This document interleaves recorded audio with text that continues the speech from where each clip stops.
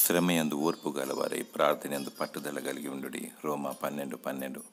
ప్రభువైన యేసుక్రీస్తు ఎన్నో శిలువ శ్రమలు పొందాడు, విజయం సాధించాడు, రక్షణను ప్రసాదించాడు. ఆయన పొందిన దెబ్బల చేత స్వస్థత, ఆయన రక్తము ద్వారా విమోచన, ఆయన త్యాగము మానవాళికి మోక్షము. నీతియుక్తములైన శ్రమలు ఎన్నదగినవి.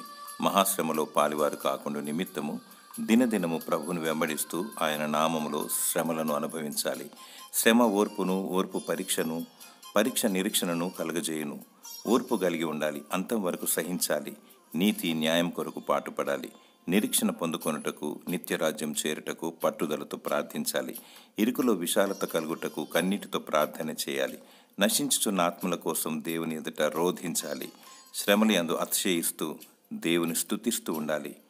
దేవుడు నీకు ఓర్పును, విజయమును, నిరీక్షణను దయచేయునుగాక. ఆమేన్.